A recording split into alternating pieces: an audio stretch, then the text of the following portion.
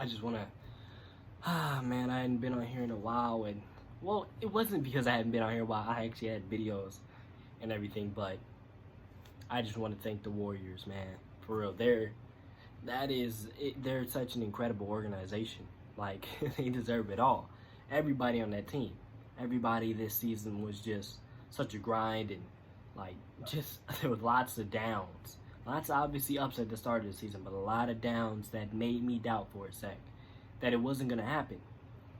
And it ends up happening in the end. I always believed, even though things like the Draymond back injury, and I just saw the little mini documentary on it, and it was tough for Draymond. And the mini back injury for Dre, then you got the injury on Steph's foot on the Marcus Smart dirty play. Yeah, those are tough times. And then like having to like just think about Clay, him coming back, like being like, dang, what if something happens again? What if like he doesn't come back? Like I had to think about that the whole time because he kept pushing back the date that he was supposed to come back, and I'm like, he's gonna come back, man. Like you're gonna have to rely on Jordan Poole now in the playoffs, and that would have been tough.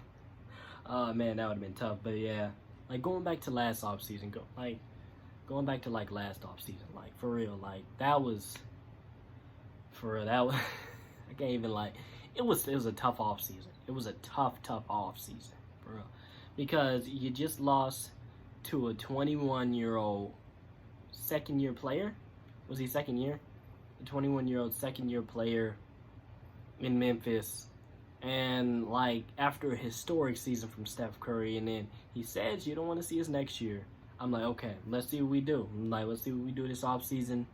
Like Clay's still not back yet, and he'll be back probably in December, which was really at 12 months. So I kind of really was like, okay, all right. It was like, but I still believed. And I had a lot of trash talk this offseason. Oh, Clay's not coming back. Andrew Wiggins won't do nothing next season. Jordan Poole, really? You're overrating him already? And I had to hear that the whole offseason. Draymond's a bum. People still think he's a bum and he does nothing on the court. That's how you know he's just a box score watcher. Not washer. Watcher. You're just a box score watcher. If you're just saying that like Draymond. His impact is insane. And you saw this regular season, how big his impact is. And just starting the season, obviously I lost to Memphis, hurt, but starting out 18-2, like it just gave me all the, and with wins against the Lakers, obviously I didn't know they'd be that bad in the end, but like it wins against the Lakers at the start, the Clippers where Steph was for 45. Well, that Memphis loss kind of meant something to us because you're not supposed to win with 22 turnovers and 2 8-second violations in the same game. If we'd have won that game, Memphis probably would have had some thoughts. If I would have had a lot of things to think about. Then you beat the Nets with with KD and Harden. Like that's when everybody started to take it serious. Like obviously the Warriors, and then we beat the Bulls by like 40 or 30. And then Steph has that iconic photo, and Steph was just looking like an MVP up until the Suns game.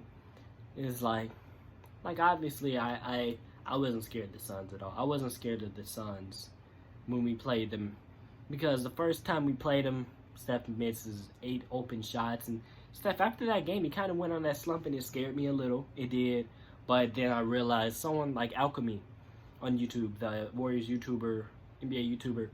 He said, so like one of his fans said that it's probably a lot to do with his family, that obviously his family problems, and then him trying to chase the record, and then he had his coach change his shooting routine, and then he had a mini hand injury. I'm like, it's like that's why I'm really confident next season. No slump next season. He might have like games here or there, but next season I think Steph's getting the MVP, and then. Right, like that's what was one of the craziest things in NBA history to me. I didn't even know Dre had an injury until the game started. Like right when the game started, like when I was like he walked out the game, I was like, wonder what happened. And then they say he had an injury the game when Clay came back. Like the Warriors started out 28. What was it? I think they were 37-9 before Draymond went out. Like, just think about that. They were 37-9 until Draymond went out. Like, just absolutely dominating the league. In the game before that, I'm pretty sure.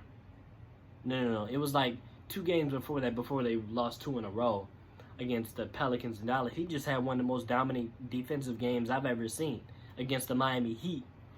And, like, he goes out, and then Klay comes back. He has an incredible, historic comeback with, well, not incredible because he has 17 points, but, like, the dunk, the layup.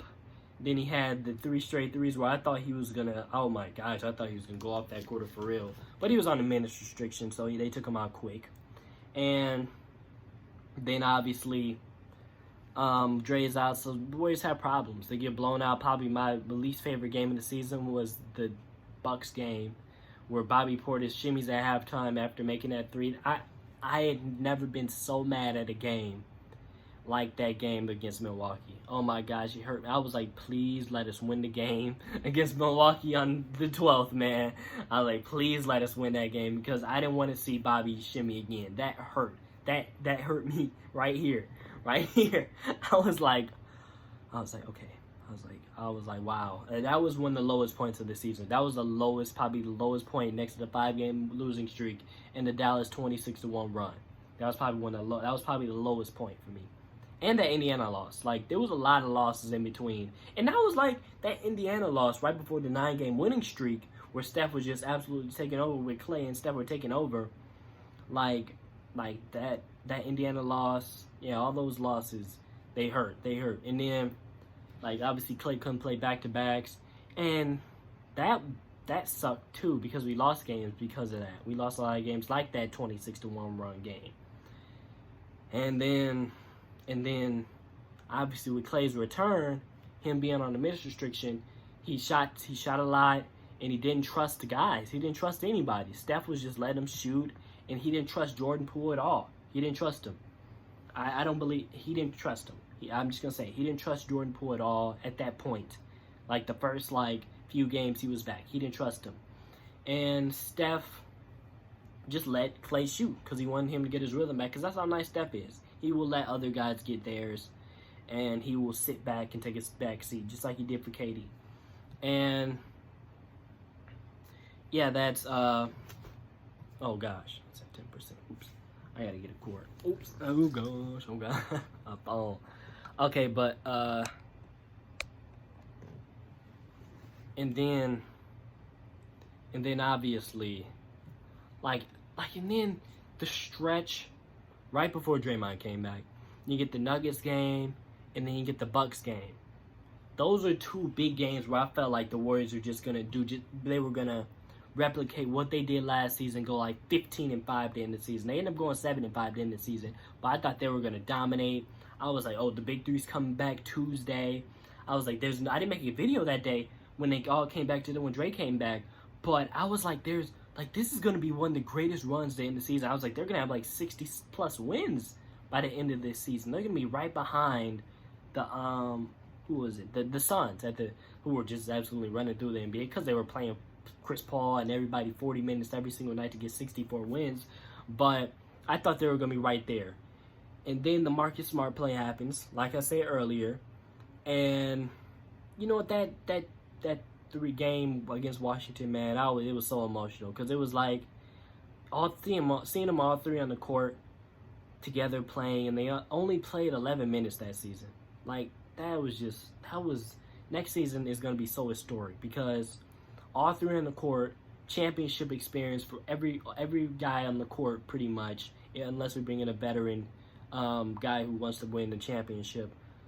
All those guys are going to have championship experience. But that game was great. That Washington game was great. I didn't make a video that day, but that was such a great game. And then, obviously, the next game against the Celtics, ironically, obviously, Marcus Smart runs to Steph's leg, and I think we were going to win that game, but he just ran into his leg, and that was probably one of the lowest points of the season, too, for me. I was about to start crying. I was really about to start crying. And I was like, okay, he needs to come back for the playoffs. Warriors going like a 4-5 game losing streak. Like they had already gone like on a couple of losing streaks. Like especially that Lakers game where LeBron went for 56 points. That completely just ruined my freaking week. It did. It did. Because those LeBron fans are ruthless. They are ruthless, man. Oh my gosh, they are ruthless. Lips are chapped. But they are ruthless, man. They were going crazy. Like about that 56-point game. It was crazy to watch, too. Because we had no rim protection. And Wiseman's going to be huge. I'll talk about that later. But, and then, obviously, the Warriors lose to Orlando and Washington, who we just beat. And then, on top of that, you know what? But Jordan Poole had been on this run. And people underrate that. People still underrate him so much and say he's overrated. But I don't see how people call him overrated. Steph goes down. And he has, like, 18 straight games of 20 points? And some of those games were with the big three, obviously. One of those games with the big three, and a bunch of them with Clay and... Well, yeah, with Clay. Yeah, with Clay.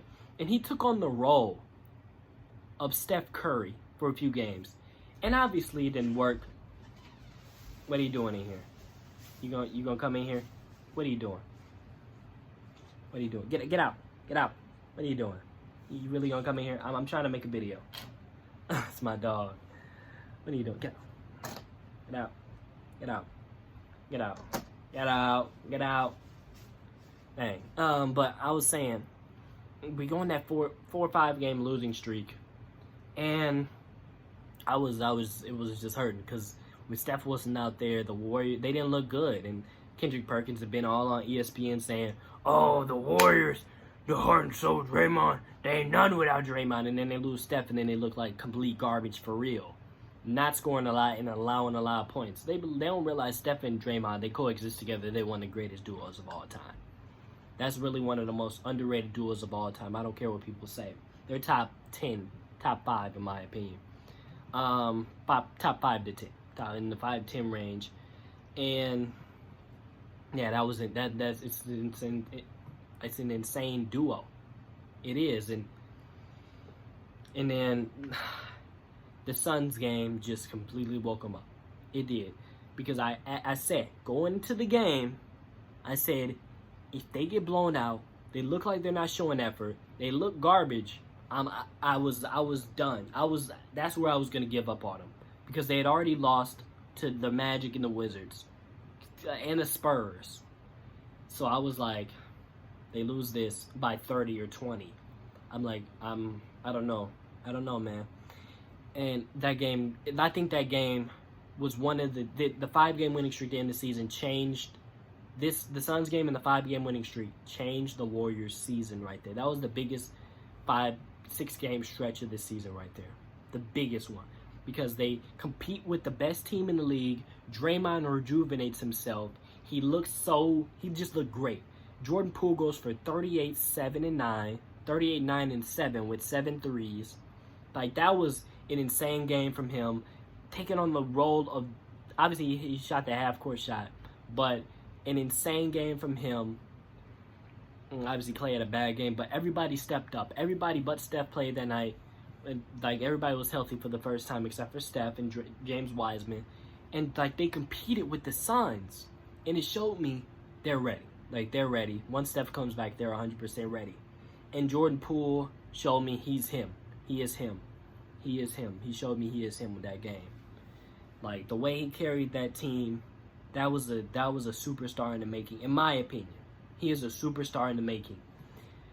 And the 5-game winning streak happens. Obviously, probably the biggest game of the season, chemistry-wise, was the Jazz game. Probably back-to-back games, but I believe the Jazz game was the biggest game chemistry-wise. I don't think Clay still trusted Jordan Poole yet, because he shot 21 times, and he didn't pass the ball off to Jordan Poole, and he had 38 against the Suns. And obviously it got better. They got closer because of the Suns game without Steph, but the Jazz game, you're down big. You're down, 21 points to the Jazz? Obviously I was confident we were going to come back because it was the Jazz. But you know what? You just never know. You just never know. The Jazz could have easily just kept their foot on the gas, and we could have just turned them into a great team, a championship contender, because they destroyed us and then didn't blow the lead. But they came back. Clay has his incredible fourth quarter. He's in everything. And then, like, they're doing it together. Him and Jordan are doing it together, bringing them back. And then the play where I believe he 100% trusted him in the Jazz game, after the Suns game in, like, April, was the play where Jordan Poole hits the shot for them to take the lead. And Clay is like, yeah, yeah. And he's just, like, so hyped.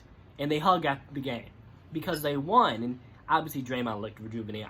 Completely outplayed the 3-time Defensive Player of the Year, Rudy Gobert. Like, obviously, Draymond's a beyond better defender than Rudy Gobert. I don't care what anybody says. Draymond Green's a way better defender than Rudy Gobert.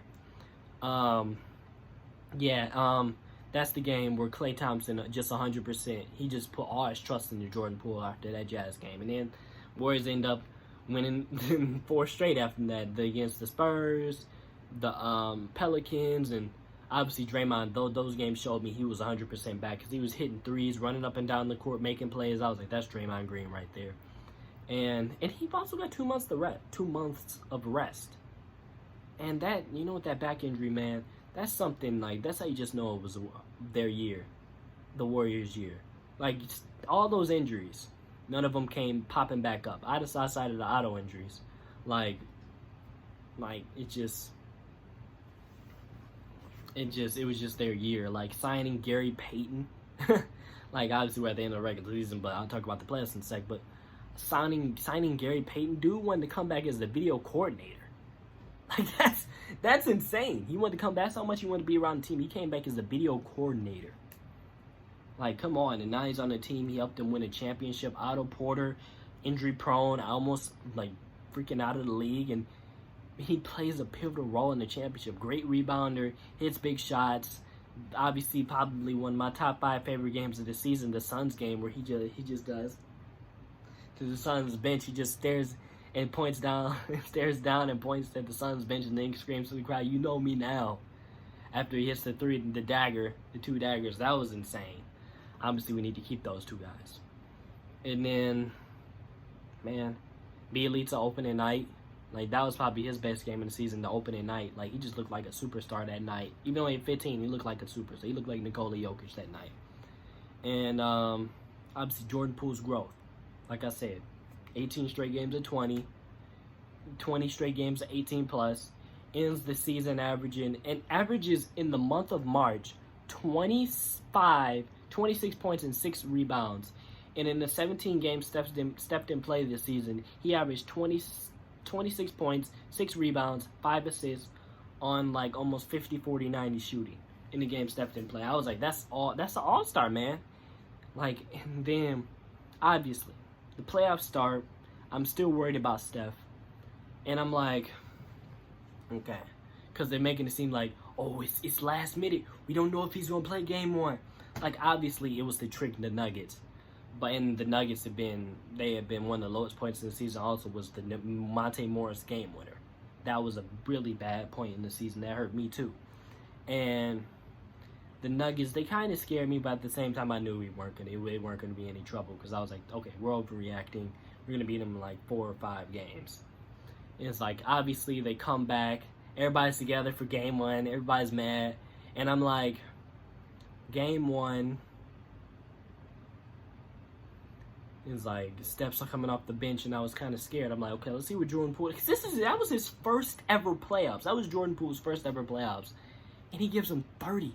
Has that great layup where he, like, screams, like, ow, behind the head, and he's just absolutely dominating game 1. Game 2, Jordan, obviously, he starts the first 4 games.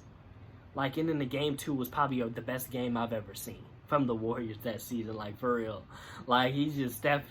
Like, Jordan Poole's taking triple step back threes, pulling up for 3. Steph just destroying him with the 4-point play.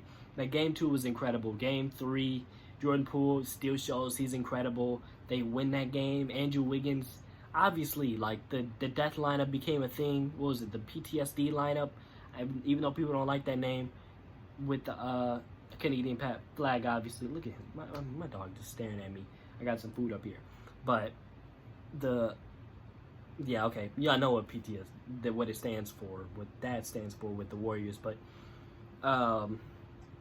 yeah, then they beat the Nuggets in 5 after Steph's clutchness in Game 5, obviously. His great third quarter, Game 5, bullcrap Game 4 after Steve Kerr horrible play. After Steph scores 7 straight points, he goes on the personal 7-0 run and gives us the lead. That was stupid. I got these down here for the end. Then the second round. The second round, it was bound to happen. The second round was bound to happen, man, against the Grizzlies. Obviously, this video is long. Well, you guys should watch the whole thing, obviously. But if you wrote down here, that'd be cool. But it was just the Grizzlies. We were just bound to face the Grizzlies. I was nervous. That was probably the most nervous I had been the whole playoffs. I'm not gonna lie. That was probably the most nervous. I thought there was a possibility they were gonna get eliminated. I was like, okay, we're gonna face the Grizzlies, but at the same time, I wasn't scared because of how the Grizzlies looked in that first round against the Timberwolves. Like that kind of gave me hope. And the game one, they're cheating. The Grizzlies were cheating. They eject Draymond at halftime. The ball obviously goes off Dylan Brooks or whoever it was. They were just cheating the whole game, cheating the entire game. I don't care what people say. That game one was cheating. And Klay Thompson hits a clutch 3. Jordan Poole has 31 against the Grizzlies in game 1. I was like, wow. Like, that's superstar stuff right there. Like, in Klay struggling, Steph was struggling. Jordan Poole goes for 31, 8 and 9. I think almost a triple-double in game 1. 31-point triple-double. Like, and they win game 1. And I just gave me all the confidence in the world after game 1. And then game 2, obviously, Ja goes for 1,000 points, it felt like, in the fourth quarter. It felt like he went for, like, a bunch of points. He went for 47. Obviously, he beat us. And then game 3, we took back control. Jordan Poole, like, yet again, one of my favorite plays of the entire playoffs is probably him. He dunks it. He leads 90 to 110 after that. He screams to the crowd, I'm him, after he dunks it. I was like, and he had 27 that game, and he was going at Ja Morant every time. People make it seem like the team was better defensively with him. Like, if they had Ja Morant that whole series, they're not winning game 6 because for the simple fact, because they're not better defensively. Like, that team is significantly better defensively without Ja Morant. Maybe not as well. They are. The statistics say they're better offensively without Ja Morant, but they're both better statistically without him. But they're obviously better defensively without him. That was two different teams, just like Draymond said. And game 4 was scary, but Steph clutches were 18 in the fourth quarter. And in game 5, ruined until I didn't do anything until game 6. And then obviously everybody clutches up. Game 6, Klay shows up and ends their season. Game 6 Loon. Game 6 Loon. Closeout Loon came up huge with 22 rebounds. He had a career high in minutes and absolutely destroyed the #1 rebounding team. Obviously, you got to give props to Wiggins too, man. But I'll give him props at the end. But obviously, always got to shout out Andrew Wiggins every round because he always came up huge, man. And after the Dallas Mavericks got rid of those frauds in Arizona, yeah. I just knew we were gonna win that series. I was like Warriors in 4. People tried to make it seem like it was gonna be a 7-game series because they had beat the best team in the league. Air quotes for real. Like, though they were just absolute frauds, and people didn't know it because they got so blindsided that it was just a regular season, and they disposed of the Mavs. Now I knew it wasn't going to be a competitive series because the Warriors are not the Mavs. The Warriors are not the Suns at all. Like, they're completely better championship experience, better players all around. It felt like, it's like, come on. It was completely different. Oh, the draft must have started, and because Woj is just tweeting away. He's tweeting all the draft names. I'm supposed to go live later for the draft right now, actually, but I'm making this video. And obviously, game 1 was just the domination. Draymond with an incredible block. Steph dances after a three. I knew it was the game one. It was over after that. Game two scared me a little. It gave me a little, scared me. And then Damian Lee absolutely ruins it. They said they're bringing back Damian Lee probably because he's Steph's brother-in-law. But whatever. We're bringing him back. But he kind of ruined that game a little. The Warriors had to fight back from, 18 down? And I knew we were going to come back because they were only down 14 and a half after the Dallas Mavericks made 15 first half threes. Not 15 threes in the game, 15 first half threes. I was like, oh, we're winning this. And then they end up gassing out, and the Warriors end up winning. And Kevon Looney, another MVP type game. Not MVP, but he was the MVP of the game along with Jordan Poole, in my opinion. He hit a bunch of big shots the game, and obviously Steph 32. He was obviously the MVP of the game too. Game 3, Andrew Wiggins, historic dunk. Steph turnaround threes, like just Wiggins credit again, making it tough on Luka. Luka shot 41% that series, like after shooting 48% versus the Suns, and they had a DPOY candidate that series. Like, just got to give him credit every time, and obviously give credit to Draymond too. He defended well. He just controls the defense, man. And then game 4, BS. They hit the Dallas hits 8 straight threes in the third. It felt like hits NBA record 9 threes in a quarter in the third, and the Warriors almost come back. And I said if we get it to 20 going into the fourth, we'll win this game. And you know what? The Warriors were down 8, and the Warriors had been down 28 in the third. I was like, had it been 20, they'd have won that game. The Warriors would have won that game.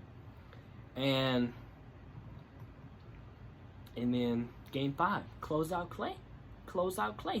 Kenny Smith said it before the game. Clay, he's in these moments. The last time he played, he was in the NBA Finals. Last time he had played in the playoffs, he had been in the NBA Finals. And he said that he was going to do it. And he did it. That was 30 points in game 5, close out Clay, like I said. And, like, obviously they wanted to close us out. The Warriors, when they want to dominate, they dominate. Like, it's obvious when they don't want to dominate. It's so obvious when the Warriors don't want to dominate and they want to start out slow. Because when they dominate, they are just dominant. And they obviously destroy the Mavs. The Mavs try to make a fake comeback, but the Warriors end up winning that game. And they head to the NBA Finals. And that was an emotional day because they had been a year after Clay had just started walking again, and the Warriors had been just eliminated from the play-in by the Grizzlies. Yeah, that's 15 minutes. Dang, I'm playing the draft. But and they probably took Jabari Smith with number 1. But what am I gonna say?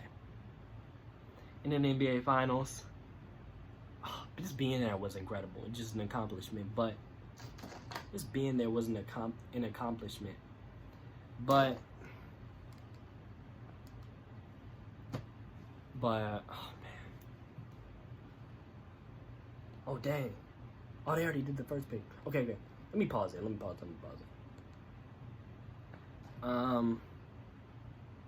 Game 1 looked promising. Steph hit 6 threes in the first. Warriors had the lead throughout 3 quarters and completely outplayed them for 41 minutes, like Draymond said. And then the BS happens where Derek White and Al Horford just completely take over the fourth quarter. The Boston Celtics hit 9 NBA record 9 threes again, and we end up losing, and it kind of scared me. But you know what? I'm like, it's game 1. They said nobody panicked. None of the big 3 panicked. Steph, Clay, and Draymond. Draymond said, "Oh, we've dominated for 41 minutes. We're good." Steph and Clay say it's not a 1-game series. It's a 7-game series. We're good. Warriors end up dominating game 2, defensively and offensively. Jordan Poole half-court shot. Steph Curry dominating the third. Warriors dominated the third. And, yeah, they just dominated them in game 2. And then, we're getting closer. We're game 3. Yeah, it was tough. Warriors dominated the Warriors were down that entire game. And then they end up dominating the third. Steph Curry just absolutely destroys with 15 points in the third. And then he turns it over 3 straight times in that fourth quarter. The Warriors could have easily won this in 5 had he not done that. And then Al Horford and Marcus Smart jump on his back and freaking land on his leg, and I was like, the series is over. Like, you just land on his leg. But Steph said the series wasn't over because in Game 4, this is where the glasses come on. And, oh gosh, okay, let me wipe these off real quick. My bad. Poppy check getting big, but maybe Poppy's still blurry. But Game 4 happens. We're getting closer. We're getting closer. We're getting closer. Game 4 happens. Game 4 happens, and that's when I knew he's like. That's when I knew he's the greatest player of our generation. To me, he is. He's my favorite player and the greatest player I've ever seen in basketball I've ever seen. Like, I don't know why they discredit him. 43 points and 10 rebounds in a game, most pivotal game of the series, in my opinion. He just absolutely dominates, and he's 6'3", 6'2". Like, I don't know why he gets discredited for being 6'3". Dude is the smallest player on the court, nearly. Like even Jordan Poole is taller than him. Gary Payton's the only guy that's like shorter than him, and he's doing all this, carrying the team, like talking to the crowd, hitting clutch threes. Like, dude just saved the series, and this team owed him. His team knew he owed him, because in Game 5, the team, Andrew Wiggins comes back, does his thing. He he deserved a Finals MVP too, in my opinion. Andrew Wiggins for shutting down Tatum, limiting Tatum in the fourth quarter too, which is insane. Like, he just like absolutely like put Jason Tatum at Alcatraz in like prison the heck in fourth quarter, and in the fourth quarter, like, he couldn't even stop. Like, he was like just like dominating them in the fourth defensively. And on top of it, he gave us 26 and 13. Obviously, he gave us 17 and 16 in Game 4. I didn't talk about that, but yeah, Wiggins just dominates. Poole hits probably the biggest momentum shifting shot of the series, because he hits that half court shot. The Celtics dominated the third, but they had only been up 2, but dominated the third, and Poole hits that shot and kills the Celtics' hopes after that, and they just couldn't score in that fourth, and the Warriors took control of the series. They go into Game 6, and I was like, my dad bet me, he was gonna bet, he bet me money, and I won some money that night, because the Warriors that won the chip that night. Let's open this up. Wait, let me get a thumbnail. But Warriors end up winning. Steph Curry dominates. Jordan Poole dominates. Andrew Wiggins dominates defensively. Same with Draymond. Draymond was the player of the game easily, because he has 12-12, dominating, just controlling the defense, controlling defensively, and then he hit 2 threes and just a 3 that just calmed down everything. A 2 that calmed down there, a long 2 over Robert Williams, Robert Williams is one of the best centers in the league, and people need to realize that. Yeah, and then the Warriors end up winning. Let's open these up. Man, because I want to open these up. Oh, crap. Nah, I'm not going to do it, because I got a bunch of stuff around here.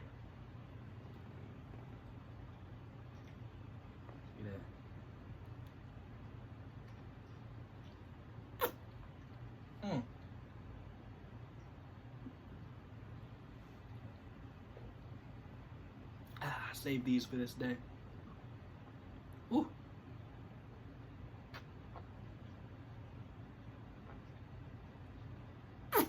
Ah, man.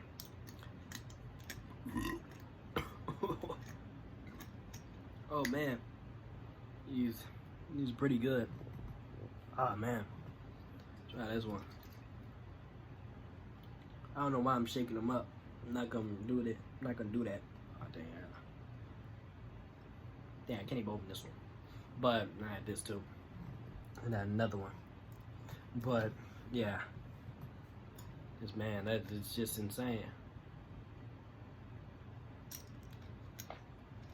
Warriors are champions in the parade. Iconic. One of the most iconic teams of this generation. Best dynasty. Obviously the best dynasty I've ever seen. Obviously they're a dynasty now. I believe they're going back to back, and they don't want to see us next year again. They don't want to see the Warriors next year again. Watch. Warriors are going back to back. I have an off-season video. I'll probably oh dang. I'm about to be live for the NBA draft. And that's for me, guys. I'll see you guys.